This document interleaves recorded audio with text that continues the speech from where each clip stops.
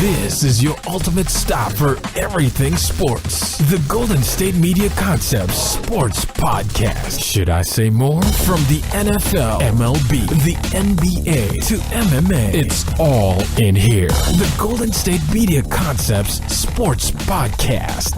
Listen now.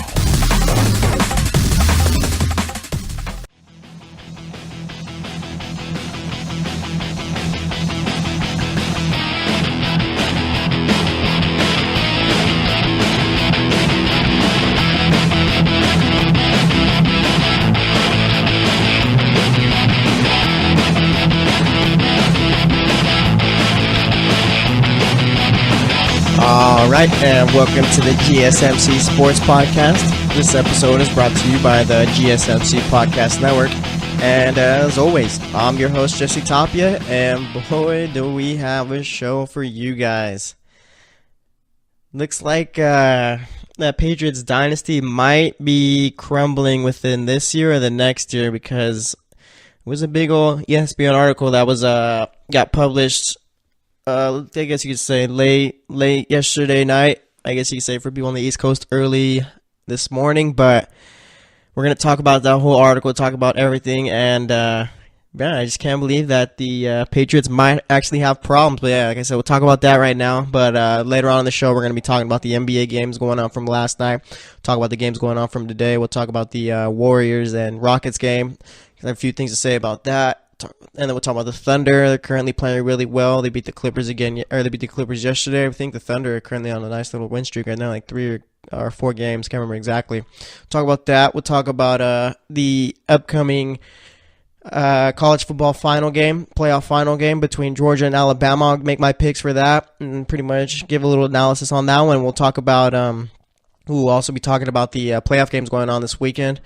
In the NFL, I'll be making my picks for those, giving a preview for each game, and then we'll also talk about Jon Gruden and that massive contract that he's getting from the Raiders, too. That's going to change a lot of things for NFL coaches getting hired going forward also. So, yeah, we'll talk about that, but let's get started with the Patriots news. All right, so last night, early this morning, I guess, like I said, ESPN publishes an article by Seth Wickersham on how there's tension between Robert Kraft, Tom Brady, and Bill Belichick. The tension is more between Brady and Belichick than it is between them three. And so I guess the story, it starts out here. We pull it up right here, so just have all the facts ready.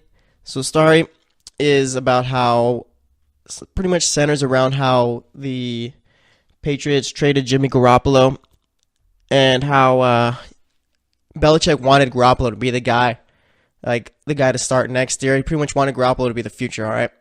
And I guess Brady felt a little bit threatened at his position because obviously the backup right there is going to be taking your job sooner or later, probably sooner rather than later. So Brady goes to Belichick, goes to Kraft, excuse me. Yeah, he goes to Kraft, and pretty much, I don't know, like, because he didn't like directly. I guess the article says that he didn't directly tell Kraft to trade Garoppolo, but there's pretty much.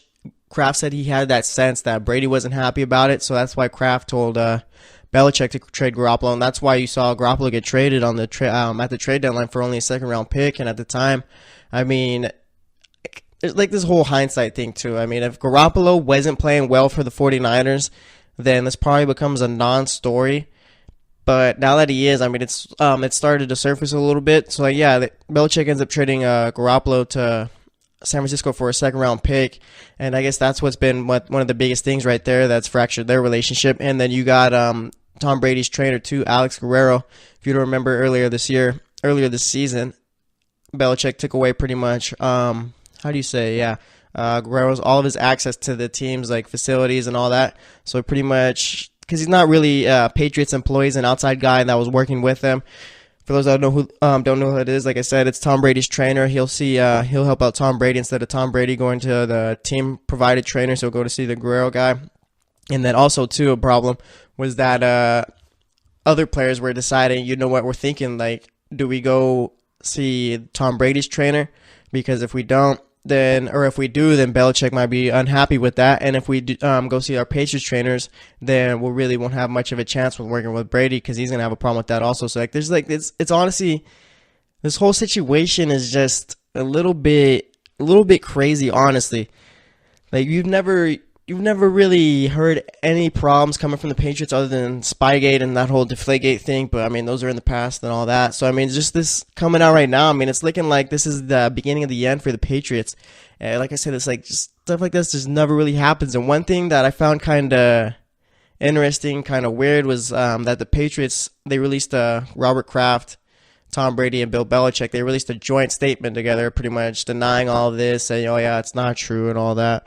Obviously, that they didn't come up with it they didn't come up with it at all. I mean, it was probably from one of their PR guys that wrote it up, and then threw Bill Belichick's name, threw Tom Brady's name in there, and then threw Robert Kraft's name in there. But I mean, the whole joint statement, that's kind of odd to me, because if you've like noticed over the years, whenever there's like a little story that comes up about the Patriots and it's not true or whatever, you'll see Bill Belichick at the press conferences. He'll just like, "Oh yeah, it's not in story," and then boom, that's it.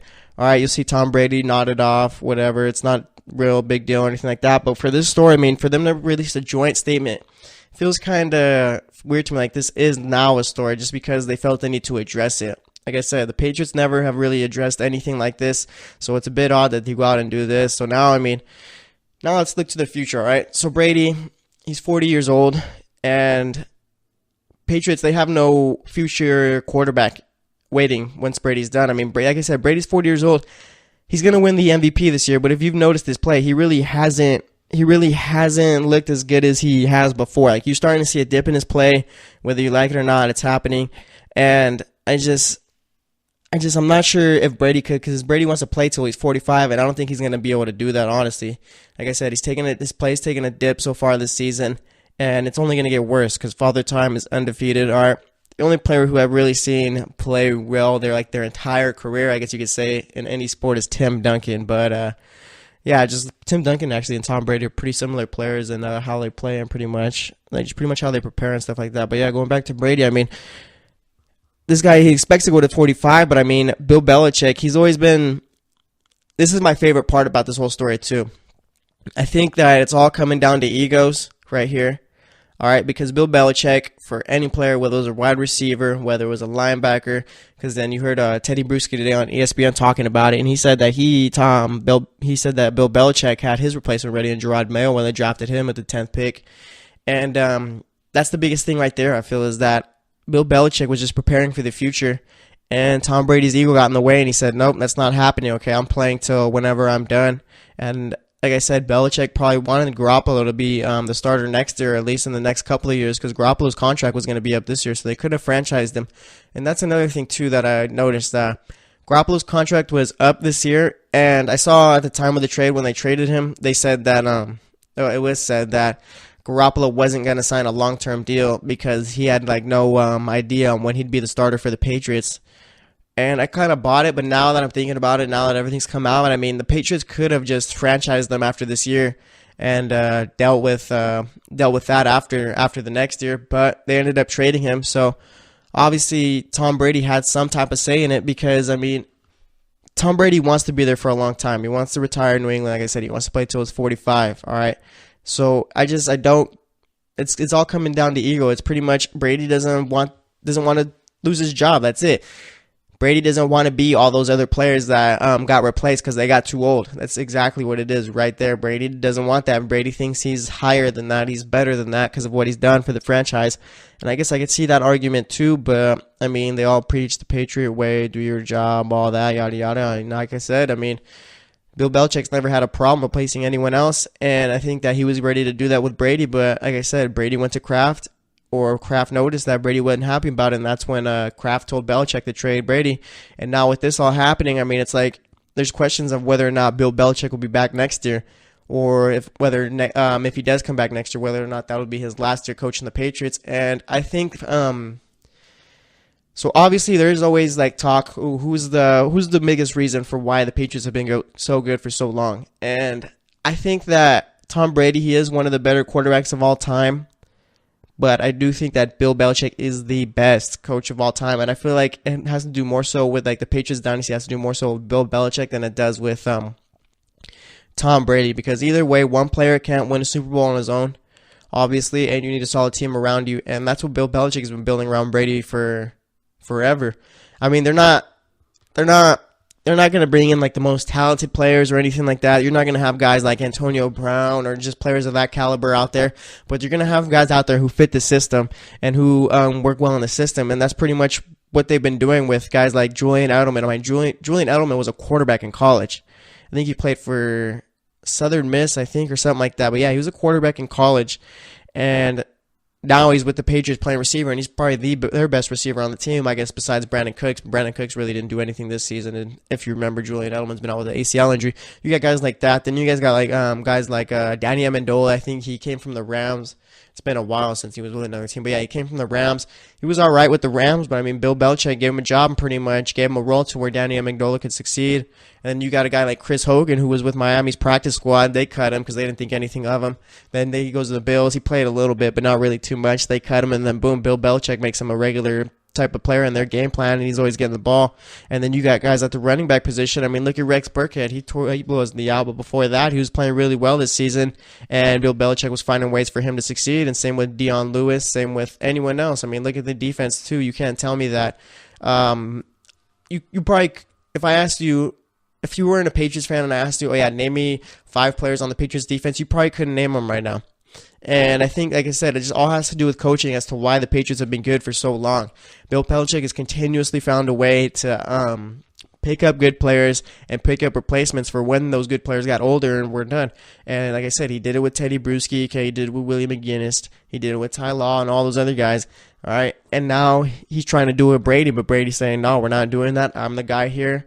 Robert Kraft, go ahead and tell him to trade Jimmy Garoppolo. So that's the biggest problem right there too. And like I said, it's all finally starting to blow up. I mean, the Patriots have, like I said earlier in the segment, the Patriots have always been that team, never had any problems, never done anything wrong. Obviously, besides Spygate and Deflategate was bogus. That was a waste of time right there. But like I said, the Patriots have always just been the golden child of the NFL, and here we are now. It's pretty much like the whole it's like compared to Tiger Woods, just not as big of a big of a scandal, but it's like Tiger Woods. It was like, oh yeah, Tiger's the best. Tiger's never done anything, and then all that stuff comes out, and it's like here with the Patriots. I mean, they've been the golden child in the NFL, like I said, and then boom, this is coming out, and it's the beginning of the end. And I'm not sure what's gonna come from this either. I mean, like I said, Bill Belichick could leave after this year. He could leave after the next, but I mean, this isn't, I don't think, a story that ends well for the Patriots. And like I said, I mean, this isn't like the first time I heard about this too. Colin Cowherd, I think a month ago on his radio show, said pretty much the same thing like this. And that was one thing that, like, when I heard that, I was like, oh, it may be just a theory or whatever. And then when you have ESPN coming out here, and this guy, Seth Wickersham, said he interviewed people within the Patriots organization, interviewed them a bunch of times, talked to people outside of the organization, pretty much, like I said, just interviewed a bunch of people. So that's where he came up with it. And I just feel that I just feel like for Cowherd to go out and talk about it on his radio show and the ESPN puts it out there, I mean, it has to be true, right? Because there's this big old thing now on social media about between other writers and people with the Patriots saying, oh yeah, it's all bogus, it's all wrong. But I mean, for one person to bring it up and then for a second person to confirm it, I mean, I feel like this has to be a true story right here. And people are saying that Seth Wickersham needs to give up his sources, but I mean, that's the whole thing right there. You never give up your sources. And that's one thing I've seen so far in journalism is that people are like now saying, oh, who's your source? You're not supposed to give up your source unless your source tells you directly, you know what, yeah, go ahead, use my name. And if I'm a Patriots staffer or someone in the front office being interviewed about this story, I'm not going to want my name in this on this article, because if it is, then obviously Robert Kraft or Bill Belichick are going to have problems with me for getting stuff out, and I'm probably going to lose my job. So I would never want my name out there in the open. So I understand why they're all anonymous sources. So I mean, this whole story right here, I mean, this was a whole big thing going on. I remember Pro Football Talk, Mike Florio, he broke the news that this story was going to be coming out, and here it is today. And like I said, it's just, I don't see a way that this ends well for the Patriots, and I don't think it will at all. So we're just going to have to wait and see how it all ends up. I mean, they still got to go out and try and win a Super Bowl, but who knows? Like I said, this is probably going to be the beginning of the end for the Patriots. So we're just going to have to wait and see how it all ends up. But like I said, I think Belichick's going to end up leaving. And once Belichick is gone, I mean, the Patriots are going to go back to being a normal team and might even go back to being a bad team because, like I said, Brady's only got a couple more years. I don't think he'll be able to last till 45. He's 40 right now, so that's 5 more years in the NFL. I just don't see that happening whatsoever. And even if Brady did play till 45 and Belichick left, Patriots aren't going to have the same amount of success that they had before, because obviously Brady's still a good quarterback, and if he's lasting until 45, obviously he's doing something right. But Belichick is what makes that team go around, and which pretty much makes it work. So Patriots need Belichick, but I'm not sure if Belichick wants to be back. So I guess we're going to have to wait and see with this story. I mean, it just dropped today, so this is all fresh news right here. So like I said, just wait and see, and that's actually going to wrap it up for this segment. Next up, we're going to be doing talking some NBA, talking about the Warriors and Rockets game, talking about the Thunder and Clippers game, and then we'll be talking about the games going on today. So stay tuned, and we'll be right back. Are you looking for the very best NFL and college football podcast? Then check out the GSMC Football Podcast. Get the latest football news both on and off the field. From the NFL Draft to trades to the rumor mill to the NFL Combines, they got you covered. That's GSMCpodcast.com/football-podcast. Get updates on college rivalries, game day insights, and much, much more. It's football talk the way you want it. This show eats, sleeps, and breathes football. Don't forget to like them on Facebook and follow them on Twitter. Visit GSMCpodcast.com for more info.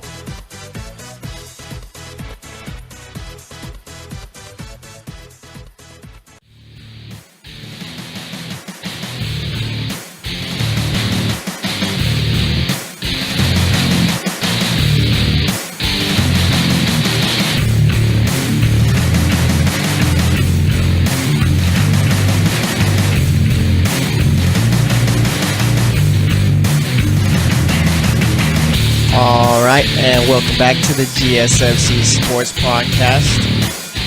In that last segment, we pretty much talked about trouble going on in paradise.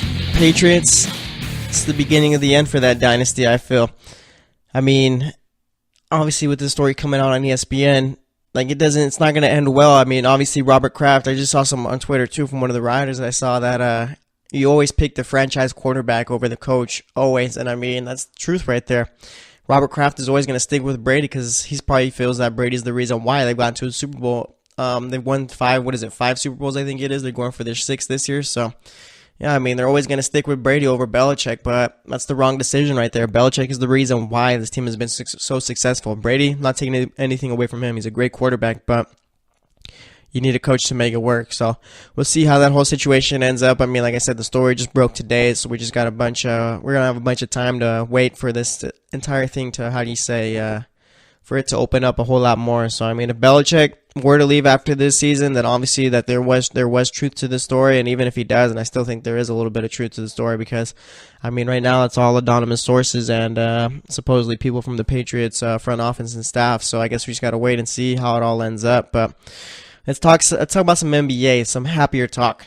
All right. So yesterday we had the Golden State Warriors. We only had 2 games yesterday, actually, too. We had the Warriors playing the Rockets and then the Thunder playing the Clippers. So first game, let's go. The Warriors headed into Houston. Warriors won that one 124-114.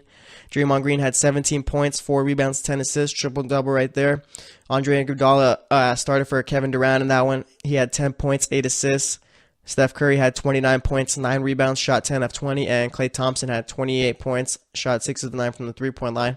As for those Rockets, you had Clint Capella with 15 points. He shot 7 of 10, 10 rebounds. He's been one of the better centers in the league so far this season, and no one's really been talking about him too much. I mean, I think he's been having a better season than DeAndre Jordan, to be honest, and I mean, obviously he's not going to be better than DeMarcus Cousins or any of those guys, but I mean, Clint Capella so far with this Rockets team has pretty much found his his niche with just pretty much his style of play fits right here perfectly. So I mean, watch out for Clint Capella so far this year. And then you got Chris Paul. He had 28 points, 9 assists, 7 rebounds. He shot 10 of 21, 5 of 10 from the three-point line. Eric Gordon had 30 points, shot 12 of 24, had 7 assists also. And then Gerald Green, another great game from him.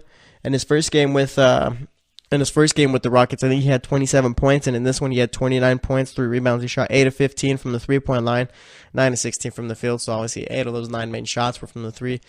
And the Rockets, they're going to be without James Harden for a couple of weeks, and I mean, I'm not sure what to think about the Rockets right now.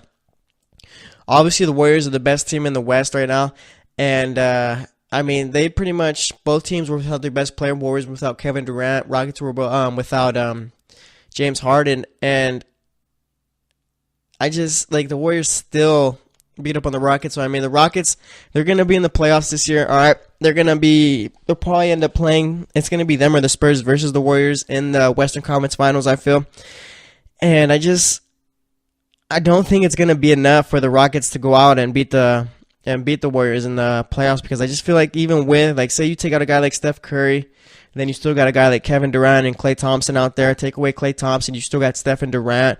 And either way, like, you still got Draymond out there too. He's been staying healthy so far this season. And I just feel like even with Harden out there, when he does come back, I mean, even too with Harden, you got to worry about him coming back from a hamstring injury, and the hamstring injury really doesn't heal until once you're done with the season and you're able to actually rehab it. I mean, you can't really do that right now. It's going to be an injury that's nagging him for the rest of the season. So, I mean, it's like the Rockets, they play well either way, with or without him. They dropped 114 points. I mean, they gave up 124 too, so that defense isn't there. But I don't see it happening for the Rockets this season. I don't think it ever will. And poor James Harden too. He's going to be out for 2 weeks, so he's going to take a hit with his MVP campaign. And just imagine if that guy doesn't win it again this year. That'd be 3 times where he probably should have won it.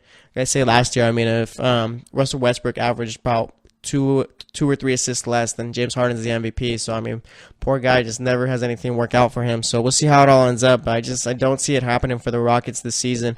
So I guess we're gonna have to wait and see. But as for that next game, we had the Thunder heading into LA facing off with the Clippers. Thunder won that one 127-117. Carmelo Anthony, another good shooting game from him. He had 22 points, 4 rebounds. He shot 9 of 12. Paul George also had a good shooting game. He had 31 points, 6 rebounds. He shot 12 of 16.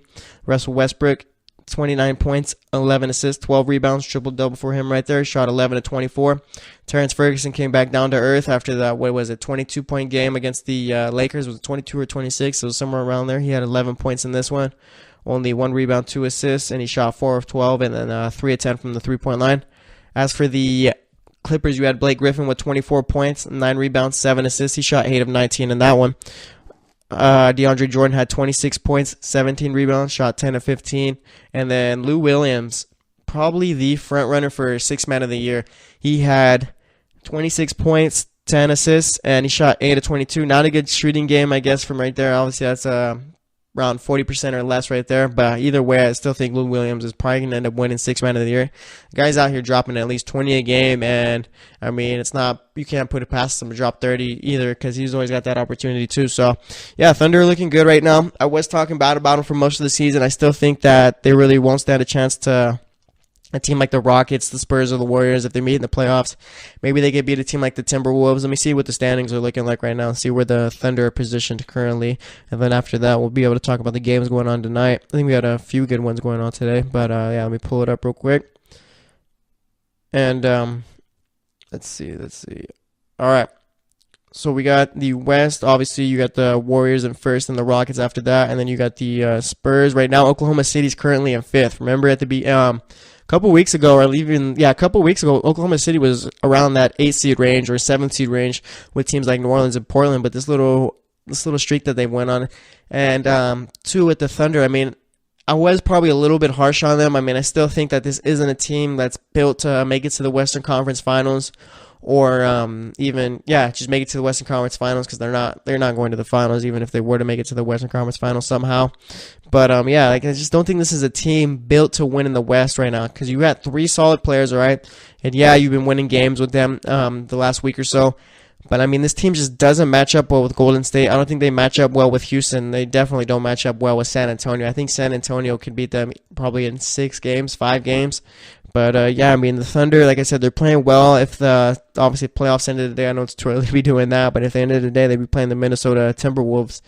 And against the Timberwolves, that's a team that they could beat the Timberwolves. But, I mean, you'd have to go up and face a team like Golden State right after that. So, I mean, Thunder, if they really want to have a chance at making the Western Conference Finals, you're going to have to make the 3 seed at least. But I just don't see San Antonio or Houston dropping to the number 4 seed. So we're going to have to wait and see. But right now, Thunder play good basketball. So, like I said, just going to have to wait and see how well these guys keep playing well together. As for the games tonight, let's make our picks. First game up, we got the Celtics playing the Timberwolves. That game's going to be on at 4 o'clock on ESPN. And I'm going to go with the Celtics in this one. I saw a stat that they're 7-0 against top 5 teams in either conference. So obviously they know how to play well against these solid teams. You got Kyrie Irving, who didn't play well against the Cavs, but they still managed to beat them by what was it, 14 points? So yeah, Kyrie Irving will drop to 11 in that one. But you have guys like Terry Rozier, Marcus Smart coming off the bench, being big producers off, like I said, and leaders for that second team. So I got the Celtics in that one. And then for the Pistons and 76ers game, I'm going to go with Philly in this one. The Pistons really haven't been playing good basketball since they started off 14-7. They've gone 6-9 in their last 15 games. So I just think right now Philly's been playing good basketball. Joel Embiid's going to be playing since it's not a back-to-back. So I mean, there's really no reason to think that Detroit could win this game. When you got Reggie Jackson out too, that's really hurt their team. So we'll see how it all ends up. But I got Philly in that one, and then the Knicks, they're facing off with the Heat. I got the Heat in this one. The Heat have been playing good basketball. Hassan Whiteside's back. He's got a minutes restriction on him, but eventually, obviously, he's going to let that go. And then you got Kelly Olynyk, who's been playing good basketball too for the Heat. So I got the Heat in this one. Raptors and Bucks. That's going to be a fun one to watch right there. I'm going to go with the Bucks in this one. The Bucks always seem to. They have like a little formula on how to beat the Raptors. I think last year in the playoffs, I can't remember if the Raptors ended up getting out of that first round against the Bucks or was the Bucks who beat them. But Bucks gave them a good series, and like I said, for tonight, I think the Bucks are going to be able to beat the Raptors, especially when it's in Milwaukee. Giannis Antetokounmpo is probably going to go for around at least 30 points. I feel I'm going to call that right now. And Eric Bledsoe didn't play well last game, so I feel he needs to pick it up this week. But I got the Bucks in this one. As for the Chicago Bulls and Dallas Mavericks, the game of the week for the tanking teams, I got the I don't know who I got in this one. Bulls have been playing good basketball the last 2 weeks. I think they went on a little 8-game winning streak too the little bit ago. I think I'm going to go with the Bulls in this one. Yeah, I'm going to go with the Bulls. Markkanen's been playing well. Ever since they got Mirotic back, he's been playing well. And Chris Dunn's been playing well too. So yeah, I'm going to go with the Bulls. As for the Suns and Spurs, I'm going to go with the Spurs in this one. Kawhi Leonard's going to be playing. He missed last game since they were on a back-to-back, and I just feel Kawhi Leonard's going to play well against this young Suns team. As for the Utah Jazz, they're facing off with the Denver Nuggets. Donovan Mitchell's one of the better rookies. He's a top 3 rookie by far this season. He might be number 2, but, I mean, him and Jason Tatum can go ahead and fight for that. Obviously, number 1 is Ben Simmons, but it's not that far off, I guess, between that 1 through 3 range. Donovan Mitchell, like I said, Ben Simmons is the best rookie, but Donovan Mitchell and Jason Tatum are right behind him, I feel. But for this Jazz game, I'm going to go with the Nuggets. The Nuggets are playing good basketball. Gary Harris dropped, 34 points in his last game, had 24 in the first half, and I feel like he's been playing really well shooting the ball. So I got the Nuggets. As for the Wizards and Grizzlies, this is an easy pick right here. Grizzlies are one of the worst teams in the league. John Wall's been playing well for the Wizards, and they're trying to make it back to the top of the East. So I got the Wizards in that one. As for the Hawks and Trailblazers, I got the Trailblazers in this one. Hawks, another bad team in the league, and Trailblazers, if they want to make the playoffs, they got to start winning games like these. Trailblazers have always been a team that's been really inconsistent, but I think they're going to be able to pull this one out right here. Lillard and McCollum are going to have a good game, and then you get the Hornets and Lakers playing later tonight. Lonzo Ball might be back, and he hopes to play tonight. So if he comes back, I mean, I still wouldn't expect him the Lakers to do too much. And Lonzo Ball, let me talk about him for a little bit, all right? Obviously, the guy can't shoot to save his life, but the Lakers have been playing considerably worse since he's been gone. Like, they've just been awful. Brandon Ingram's numbers have dipped. Kyle Kuzma's numbers have dipped. Julius Randle really hasn't been playing well. Jordan Clarkson hasn't been playing well. So, I mean, Lonzo, even though he can't shoot the ball, he does do a whole lot more for that team than everyone notices. He's able to make everyone around him better. So, I mean, with him coming back, obviously the Lakers are going to be able to win a few more games and compete a whole lot more because right now they're 11-26, and I don't think they get to, unless it's the number 1 pick, they don't get to keep their pick after that. If it's 2 through 5, it belongs to the Celtics, and if it's 6 through 30, it goes to Philly. So, I mean, the Lakers really got to pick it up. But I think I'm going to go with the Hornets, and, I don't know. If Lonzo plays, this is tough. This is probably the toughest game to pick right here. If Lonzo plays, no, I'm not even going to do that. I'm going to go with the, I'm going to go with the Lakers in this one. I think they're going to be able to pull it out. Charlotte's not really a decent team either. They got Dwight Howard and Kemba Walker have been playing well, but everyone around them, I mean, if they don't produce, then you never know. But, yeah, I got the Lakers in this one. To recap my picks, let me go through it real quick. I got the Celtics beating the Timberwolves. I got the 76ers beating the Pistons. I got the Heat beating the Knicks. I got the Bucks beating the Raptors. The Bulls beating the Mavericks. The Spurs beating the Suns. the Nuggets beating the Jazz, the Wizards beating the Grizzlies, the Trailblazers beating the Hawks, and the Lakers beating the Hornets. That's going to wrap it up for this segment. Next up, we're going to be talking about the wildcard games going on this weekend. Talk about Rams, Falcons, Saints, Panthers, Buffalo versus Jacksonville, and then Tennessee versus Kansas City. I'll give a little preview for each and give my prediction for each also. So stay tuned, and we'll be right back.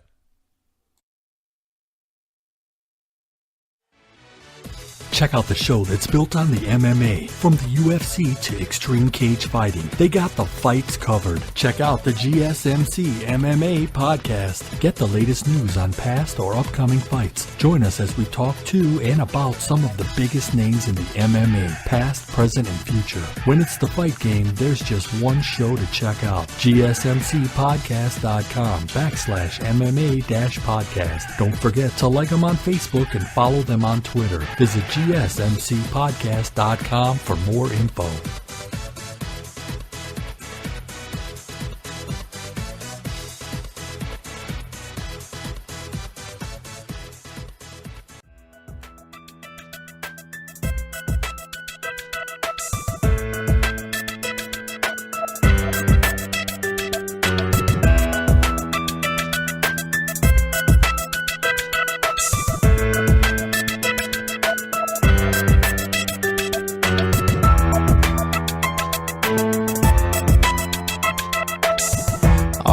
And welcome back to the GSMC Sports Podcast. If you missed that last segment or need a quick reminder, like I like to say, we talked about the NBA games from last night. The Warriors beat the Rockets. I believe it was 124-114, and the Thunder beat the Clippers. I think it was 117-101, I think, or something like that. But either way, Thunder are playing good basketball right now.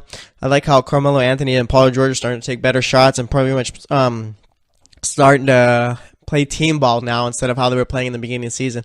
I know it did take time for this team to get used to each other, and maybe I was, like I said on the last segment, I was a little bit too harsh on the Thunder. I still think they won't do much in the playoffs, but probably should have gave them more time to get situated with each other because, like I said, it is difficult to play with all three primary ball handlers on one team.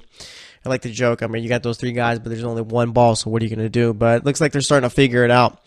But for this segment, we're going to be talking about the wild card games going on this weekend. And these games, the AFC games, I got a pretty good idea on who's going to win them, but the NFC games are the ones that can go either way, honestly. I mean, Falcons and Rams, that's one that's intriguing me right there. You got second-year quarterback Jared Goff playing in his first playoff game ever.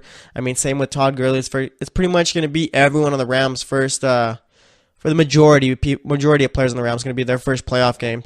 And same with, not with Atlanta. I mean, like the thing with Atlanta you got is that they've been there. They went to the Super Bowl last year, but this team just hasn't played good football so far this season. Like, yeah, they got 10 wins and they made it to the playoffs. But if you watch Atlanta so far this season, I mean, they just really haven't played well at all. I mean, it's their defense that's really been keeping them in games and winning them games. So, I mean, there's this whole thing where Atlanta has the opportunity to finally have a good game and break out, but I mean, against the Rams, I'm not really too sure. And same with, like, as far as the Rams go, like I said, I mean, it's just a young team that hasn't been there so far. So maybe experience will lean with the Falcons. I mean, as far as the Carolina Panthers and New Orleans Saints game goes, I mean, Saints have beat them twice already so far this season, and it's honestly kind of rare for a team to beat a divisional team 3 times in 1 year if they're beating each other for the 3rd time in the playoffs. I mean, I think this is probably the toughest game to pick right here because I do think Cam Newton is going to play well.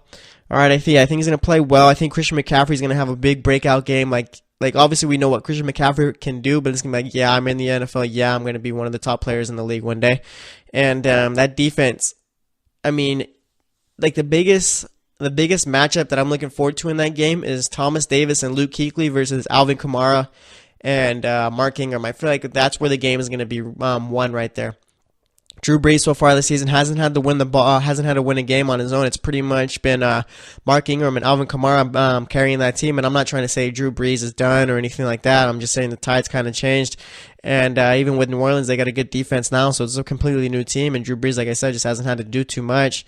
And like as far as this whole Thomas Davis, Luke Kuechly versus Kamara and Ingram matchup goes, I feel like I said, that's gonna be where the game is won.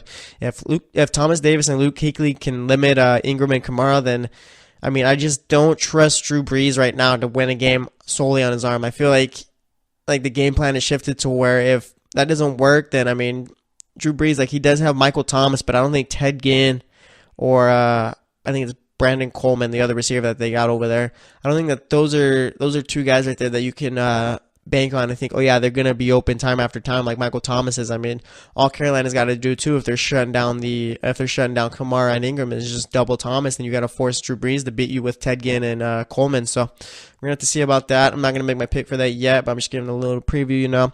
As for the games going on in the AFC, I think Buffalo and Jacksonville. There's always one wild card game every year to where it's like, man, we really have to sit through and watch this, and that's going to be the Buffalo Bills and Jacksonville Jaguars game. I'm not sure if LaShawn McCoy is going to be playing. He said earlier today, I think it was, that he's not going to play if he can't cut, because obviously if you watch LaShawn McCoy play, you know that him making his cuts is one of the biggest things about him. He's good, he's shifty type of running back, and if he can't do that, then I mean he's really not at his best, obviously. So I mean it's not known if McCoy's going to play. Tyrod Taylor, if McCoy doesn't play, I mean Tyrod Taylor's at his best when teams are game planning for LaShawn McCoy, because obviously it's going to take some of the heat off of Tyrod Taylor. And even if McCoy did play, I mean let's say he does play, are we sure that those two guys right there can go up against this Jacksonville defense and continue to put up points at least regularly? And I mean, we're saying that, but I'm not even sure if Jacksonville can score continually on Buffalo's defense, just because Blake Bortles is just hit a wall these last two games. The guy hasn't played well. Threw a back-footed interception against the Titans last week. It was one of the probably worst throws I've seen all season, honestly, from a quarterback. The guy just pretty much falls back, throws it, and there's about 3 Titans defenders right there just waiting for the ball, and 1 Jaguars receiver. So Blake Bortles needs to figure out a way how to get smarter. And as far as Tennessee and Kansas City goes, this is a bit of like a trap game, honestly, if you're trying to make a pick here. Obviously, Kansas City's favorite, as they should be. Tennessee just really hasn't played good football the last few weeks. They started off 8-4, ended up finishing 9-7. And I just, you can't really trust Kansas City, but can you trust, or you can't trust Tennessee, but can you trust Kansas City either? I mean, Kansas City really hasn't, they're a good regular season football team. At least for the most part they were this season, but once the playoffs come, they just turn into a young team that really hasn't been there before. It's just pretty much they're overwhelmed, the moment's too big for them, and they really just don't know what to do. So I'm not really sure who to pick in that one, but now let's talk a little bit more about each game in depth. Let me start off with the games going on Saturday. I think the first game Saturday is Tennessee and Kansas City, so let's just keep it rolling with that. Marcus Mariota, he threw 15 interceptions this season. I think that was 3rd in the league for most interceptions, and that's going to be a big thing in this game right here, because Tennessee's defense, they're not the type of defense that's going to stop you, hold you to a bunch of 3-and-outs or anything like that. You're going to get some yardage on them, but they do play well when they're first in turnovers, obviously. And with Marcus Mariota being really turnover prone so far this season, I think that's going to be big for Kansas City's defense. I was talking about on the Fantasy Football Podcast yesterday. Go ahead and check that out too if you haven't. But yeah, I was talking about how Kansas City's defense, if you're in a daily fantasy league, to pick them up, because I think Marcus Mariota is just going to struggle against his defense, especially against Marcus Peters. He does well to make the quarterback think that the guy he's covering is open, but then boom, he just jumps right back, jumps the route, and takes off with the ball. And he's also good at forcing fumbles too. And like I said, the rest of this defense has done really well so far this season and forcing turnovers. So I think that's going to be the biggest thing in this game right here. If Marcus Mariota doesn't turn the ball over, obviously, I mean, I'm not saying anything new or anything like that, but if Marcus Mariota does well to take care of the ball, I mean, I'm sure he could get this team down the field, and especially with Derrick Henry, because DeMarco Murray won't be playing in this one, so Derrick Henry's going to need to do well and carry the ball well. He's probably going to get the ball around 20 times in this game, so he's going to need to make the most of it, because I just don't think that this game can be won solely on Marcus Mariota's shoulders. Even against Jacksonville, they just simply didn't play well, and those receivers are going to have to, I don't see it happening this week for Tennessee. And as far as Kansas City goes, I think that this is going to be This playoff season for them is going to be a whole lot different than the ones from the past. I think Alex Smith is going to have a big game tomorrow, which Saturday. And I think Travis Kelce is going to go for at least 100 yards and a touchdown. And you always got to worry about Tyreek Hill. The only player that I'm kind of worried about on Kansas City's offense, and it doesn't really have to do with his play, it has to do with Tennessee's rush defense, is Kareem Hunt. I don't think he's going to go for a big game or anything like that. I think Tennessee is going to do well to limit him on the ground, and Alex Smith is going to have to go out and win this game on it with his arm, and I think he's going to be able to do that. I got Kansas City winning this one. I'm going to go with Kansas City winning this one. I'm going to go 21-10. Yeah, I'm going to go 21-10. It's not going to be that close of a game or anything like that. It's just going to be Tennessee just making mistakes throughout the game, I feel. So, yeah, I got Kansas City winning that one 21-10. The second game, which is at 5 o'clock on Saturday, is between the Falcons and Rams. I'm really excited for this one. I know I said that Carolina and New Orleans, that's probably going to be the best game, but I'm just more excited about this Rams and Falcons game. I'm more excited about this one because, I mean, the Falcons, we've been waiting for them to have that breakout game where you're like, oh yeah, this is the team we saw from last year. And so far they haven't had it. And playoffs is a whole different animal. Obviously, like I've said, it's completely different than the regular season. So I feel like Atlanta's going to figure out a way, come out and show that, you know what, we're still who we were from last year. Okay, we're a whole lot better. And I think it's just going to be a good game from them. I don't think Julio Jones is going to have a good game, though. I think if they're going to play well, it's going to be in spite of him not playing well, okay? Because I think the Rams are going to find out a way to limit him. I think they're probably going to double him in that game. And the Rams' defense is probably the second or third best defense in the league, obviously, with Jacksonville's being number one. So I think the Rams' defense is going to do well to limit Julio. So Matt Ryan's going to have to look for guys like Taylor Gabriel and Mohamed Sanu, and Devontae Freeman's going to have to go out there and have a big game because I just don't think that Julio Jones is going to be able to do too much in this one. And as far as the Rams go, I'm really interested to see how Jared Goff deals with this new moment he's going to be in. Obviously, it's his first time being in the playoffs. Last year, I mean, they were a terrible team. Goff didn't play well. People were labeling him a bust, which was kind of crazy. Honestly, it was like a small sample size, and everyone's already talking bad about him. But yeah, so far this season, he's been playing well. Like I said, we're going to see how he adapts in this little playoff atmosphere he's going to be in.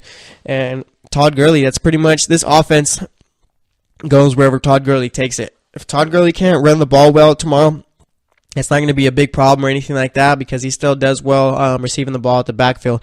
But if Atlanta's defense figures out a way to limit Todd Gurley, then the Rams really don't have much of a chance. But I just don't think that's going to happen. I kind of want to pick Atlanta in this one. Should I go with my heart or should I go with my head? This is tough. I'm going to go with the Falcons in this one. I'm going to go with the Falcons. I've been talking bad about them on the podcast last few weeks, pretty much all season. The Falcons just really haven't impressed me at all, but I think this is going to be the game where they figure it out. I know I said Julio Jones is going to be limited, but I think the other guys on that offense are going to play well, and I think this defense is going to play well too. They've been there. They know what it takes to get to a Super Bowl. So, yeah, I got the Falcons in this one. That's a tough pick right there, man. Do I want the Falcons or do I want the... Yeah, I'm going to go with the Falcons. That's my final pick right there. I got the Falcons. All right, next game up. Like I said, we got probably going to be the worst game of the weekend in Buffalo versus Jacksonville. Buffalo's first playoff game in 21 years. Was their last playoff game the Music City Miracle? That was a playoff game, right? I wasn't alive for that, I don't think. So, I mean, it's been a while, but I think that was their last playoff game, I think. I don't know. Either way, first playoff game in 21 years, and I just don't see it happening for Buffalo at all. Jacksonville's got too good of a defense for Buffalo on offense to do anything, and I think that's what it's going to come down to right there. Jacksonville's defense is going to win in this game. Leonard Fournette's going to go for 100 yards and a touchdown, and I think 14 points is going to, 10. I'm going to go, this score is going to be... Oh, yeah, let me give my score prediction for the game, for the LA and Atlanta game. I'm going to go with the 24 to 17 game in Atlanta and LA. Obviously, I have Atlanta winning. But for this score in the Jacksonville game, like I said, I have Jacksonville winning this one. I mean, it's not really much of a puzzler right here. This is an easy game to pick. It's going to be Jacksonville, and I think they're going to win this one 17-7, I think. 17-7 or 17-3, something like that. I just don't think that Buffalo's going to be able to score many touchdowns, if any at all. So, yeah, I got Jacksonville winning 17-7. And for the final game of Wild Card Weekend, we got the Carolina Panthers heading up to New Orleans, facing off with the Saints. Like I said, the Saints swept the season series against them, won both games. And this is also a tough one to pick. Cam Newton plays well in big games, and I think he's going to play well in this one. I think he's going to go for at least 3 touchdowns, whether it's through the air or rush taking off with the ball. he'll probably have two touchdowns throwing the ball and one on the ground. I'm going to call that right there. And I think Christian McCaffrey, like I said, I think he's going to have a big game. But this game, like I said earlier, it's just going to come down to Thomas Davis and Luke Kuechly versus Kamara and Ingram. And I'm not sure who I want to go with in this game. It's a tough pick right here. I'm gonna go with the Panthers in this one. I might change my pick before the game tomorrow, but as of right now, I'm gonna go with the Panthers. I think that defense is gonna be able to limit Kamara and Ingram, and like I said, that's pretty much New Orleans' game plan right there, is to get them on the ball. That's how they've succeeded so far this season. But I think, like I said, Thomas Davis and Kuechly, I think they're gonna show up big for Carolina on Sunday. So yeah, I got the Panthers winning this one. I'm gonna go 24 to 14. I think it's going to be that kind of game. Carolina's going to be winning that one. So we'll see how it ends up. Just to recap, I got the Chiefs beating the Titans. I got the Falcons beating the Rams. Got the Jaguars beating the Bills. And I got the Panthers beating the Saints. Might change my mind about that last one, but on this podcast, that's what I'm going with. So that's going to wrap it up for this segment. Stay tuned. And next up, we're going to be talking about Jon Gruden and his big contract. And we'll be talking about the NCAA football championship going on, the college football playoff championship going on Monday. So like I said, stay tuned, and we'll be right back. Are you looking for help for your fantasy football team? Check out the GSMC Fantasy Football Podcast. Get today's best advice on who to start, who to sit, even who you should draft. From sleeper picks to red-hot lineups, they got it all covered for you. That's gsmcpodcast.com/fantasy-football-podcast. We'll cover traditional leagues, dynasty, PPR, even IDP leagues. When you need fantasy help, there's just one show to hit up. Don't forget to like them on Facebook and follow them on Twitter. Visit gsmcpodcast.com for more info.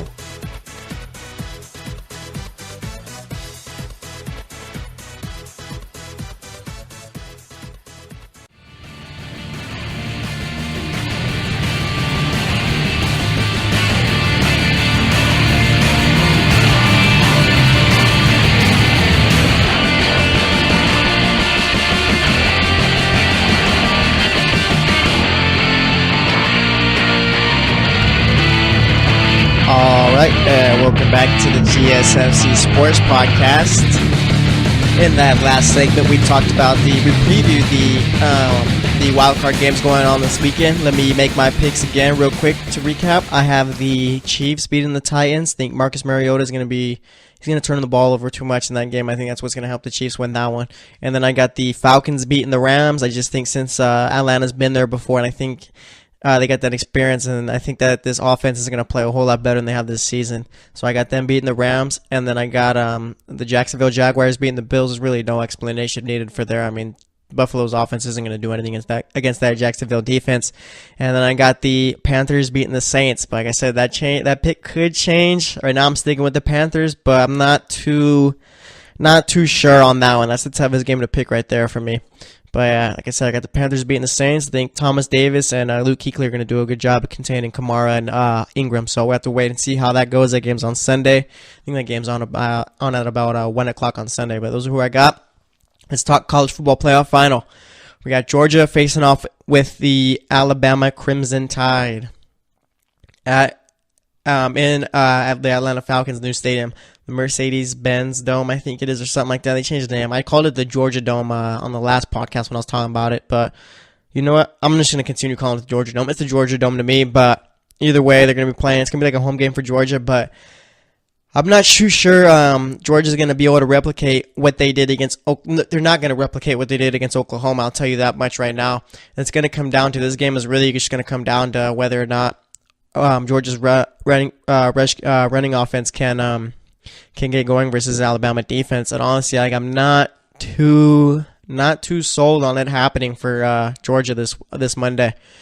Right now, I mean, Alabama, that's a team that you just don't give a second chance to. That's exactly what the committee did by bringing him back in and having him finish as the number 4 team. Because then you got Nick Saban out here telling all his 5-star recruits and athletes, oh yeah, everyone thinks you're the underdog, or everyone is counting you out. No one thinks you could do it. And I know those players are just eating it up, thinking, you know what, yeah, no one believes in us or anything like that. When in reality, we're all out here like, you know what, Alabama's going to go out, and since they made it back in, they're going to win the national title. And I think that's what's going to happen. I think Alabama's going to go out here, and like I said, they're going to win the game on Monday. I just don't think Georgia's going to be able to do what they did against Oklahoma, like I said, and I don't think Nick Chubb or Sonny Michel are going to be able to run as well as they did. I think they're going to be really limited in this game just because Nick Saban's going to have a good game plan, solid game plan for them ready. And Jake Fromm, I just don't think that he's ready right now to take over a game and beat a team like Alabama. I mean, there's really no reason to pick against Alabama, honestly, if we're being serious about it. Alabama is the best team in the country right now. They're all healthy. And I know one of the biggest problems during the regular season was that they were really injured, but this month gave them time to get healthy, and that's exactly what they are right now. And that defense is playing lights out. They pretty much, whatever Clemson was trying to throw at them, Alabama was ready for it, and Clemson just had no chance whatsoever in that game. I just think that's how it's going to be in the national title game. I think Alabama's just going to shut down that offense, and they're going to be able to do enough on offense to where that's not going to matter what Georgia does. I think this game's going to end probably like a 17-10 game, somewhere around there. Or you know what? Maybe I'm just shortchanging Georgia way too much. Let me think about it. It's a national title game. You know what? I'm still going to go with Alabama, but I think Georgia's running game is going to be a whole lot better than what I'm talking about right now. I don't think that it's going to be good enough, but I don't think they're going to be as limited. I got to think, it's a big game, national title game, all right, in the Georgia Dome. And I'll go 21-17 Alabama. Alabama's defense could give up 2 touchdowns, but I think that offense is going to be able to put up enough points on the board to where it won't matter. So yeah, I'm going to go 21-17 Alabama. They're going to be your new national champions, not even new national champions. Alabama's pretty much been in the national title game since I can remember. So yeah, Alabama's going to be able to pull this one out. And I don't think it's not going to be as good of a game as everyone thinks it will be, but I mean, it'll be close. So we'll see how it all ends up. But once again, I got Alabama winning that one. Let's talk about Jon Gruden. All right. So I was thinking, you know what? Why is Jon Gruden leaving the Monday Night Football booth? He's the highest paid guy at ESPN as far as people on TV. And there was really no point to leave that and go coach an NFL team. Because, I mean, coaching an NFL team, that's probably the toughest job in all of sports, being a head coach for an NFL team, all right? Because you're constantly at your job, all right? You really have no time for anything else. You got a game plan week after week. Your job never stops. It's a year-round job, literally. And the only reason why I think coaches do it is because if you win, then it feels good. But I'm not too sure that this Raiders team is going to do too much winning with Jon Gruden. I think this is more of a put butts in seats at the O.Co Coliseum type of move right here. Like I said, they're going to be moving to Vegas and after next year, maybe in 2 years. But I don't see it happening for the Raiders with this move. But that's not even the biggest thing about Jon Gruden going to the Raiders. The biggest thing about him going to the Raiders is the fact that Mark Davis is giving him a 10-year, $100 million contract. That's why Jon Gruden is leaving the job at ESPN, because the Raiders are going to give him $100 million to only coach about 4 years, 5 years. I give Jon Gruden about 4 years, 5 years tops. If that, I just don't. There's no way that he's gonna last the entire 10 years. That just doesn't happen. I mean, a contract like this doesn't happen in the NFL. And one thing about this 10-year, $100 million contract is that we're gonna see a bunch of other coaches, whether the new coaches signing with new teams or coaches wanting extensions. You're gonna be seeing these guys get paid a whole lot more than what they usually do. I mean, imagine if Gruden just doesn't, say this whole Jon Gruden experiment just doesn't work out for the Raiders. You're going to have coaches like Mike Tomlin, John Harbaugh, coaches that are near the top all the time. I mean, I think, I can't say Bill Belichick, because I think he's going to be out in New England after this year or the year after that because of that whole situation they got going on over there. But I mean, those coaches, I mean, they're going to be saying if this whole thing doesn't work out, they're going to say Gruden didn't work out, but he still got $100 million. And obviously, I don't think another coach is going to get anywhere near that type of money. Like, if we're being real here, but they're going to be asking for salaries in they're going to be asking for about $75 million extensions and stuff like that, with Gruden getting this $100 million deal. So I mean, it's going to be a new age for coaches right here. I'm really interested to see how it all ends up, because coaches are NFL coaches, like I said, they get the worst job in the NFL. If you got a bad quarterback or anything like that, and you got bad players, but it's not your fault, it doesn't matter, because media is going to spin it like it is your fault. Front office is going to spin it like it is your fault, and you're going to get fired. So your job is never safe, really. I mean, even look at Bill Belichick. Robert Kraft is choosing Tom Brady over Belichick, I'll tell you that much. And Belichick's the greatest coach of all time. So, I mean, it's going to be interesting to see how it all ends up. But as far as like Gruden and the Raiders and winning football games, I'm not too sure how it's going to end up for them. I don't think it's going to end well. I think, like I said, Jon Gruden is Jeff Fisher 2.0 for me. Won a Super Bowl, but really didn't do much after that. And I think he's just surrounded by hype, and that's why he's getting this big contract. I mean, I don't understand why they're giving him this. Well, I guess I do understand why they're giving him this much. I mean, he's not going to leave Monday Night Football to go coach for some team for a normal contract. Obviously, it's going to take something like this type of contract to get him out of there. But I just don't think that this Raider team is built to win the next couple of years. They need to fix up that defense. And I'm not sure if Jon Gruden's going to be able to do that. You got to figure out what was wrong with Derek Carr. So this season, I think it was his back, but I mean, there could be other reasons, mechanics or whatever that was wrong with him. You're gonna have to figure out what you're gonna do at the wide receiver position. I saw that Michael Crabtree might not be back after this year, and you got to pretty much talk to Amari Cooper and tell him, dude, you got to catch the ball. That's the only problem Amari Cooper had this season, was he couldn't catch the ball, couldn't get open. So you got to figure that out. You got to figure out the running back position. I don't think Marshawn Lynch is going to be the guy for them going forward at the running back position. I think Marshawn Lynch was just a PR move right there, bringing him in. Like I said, I think a lot of these moves that the Raiders have done, bringing in Marshawn and bringing in Gruden, have just been moves to help sell out Oakland Stadium till they move to Vegas. So they just have a bunch of problems. Like I said, they're gonna have to, like the draft, they're gonna have to spend like the entire draft pretty much on defense and find out a way to fix it. I mean, you got Khalil Mack, but there was really no one after that was playing well. So, I mean, they're just going to have to figure out a way to fix it all, and I just don't think it's going to happen with Gruden. I just don't think he's that good of a coach. He's not as good as a coach as everyone's hyping him up to be, I don't think. So, I guess we're just going to have to wait and see, but that's all I got to say about that. And that's actually going to wrap it up for today's show. Like I said earlier in the show, the Patriots, finally, the empire is starting to implode from within. Bill Belichick might not be back after this year, and he might not be back after next year. So we're gonna have to wait and see about that. The whole Patriots situation, like, it's so fresh right now. There's definitely going to be more information coming out about that too, I feel. So I guess it's like a wait and see type of thing with that right there. And then we talked about the NBA games, made my picks for the games going on today. Talked about the wild card games going on this weekend. Those are going to be some fun ones, except for Jacksonville and Buffalo. It's going to be the worst game of the weekend by far. And then we talked about the national title game going on Monday. I got Alabama beating Georgia. I think Georgia's going to play all right, but Alabama's defense is going to limit them big time. So see how it all ends up. But like I said, I got Alabama, and then Jon Gruden's 10-year, $100 million contract.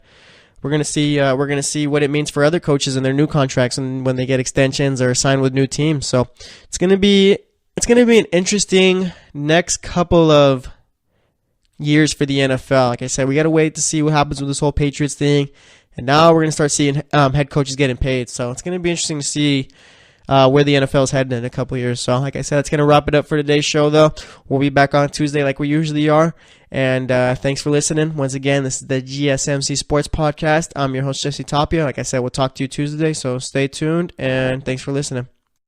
You've been listening to the Golden State Media Concepts Sports Podcast, part of the Golden State Media Concepts Podcast Network. You can find this show and others like it at www.gsmcpodcast.com. Download our podcast on iTunes, Stitcher, SoundCloud, and Google Play. Just type in GSMC to find all the shows from the Golden State Media Concepts Podcast Network. From movies to music, from sports to entertainment, and even weird news. You can also follow us on Twitter and on Facebook. Thank you, and we hope you have enjoyed today's program.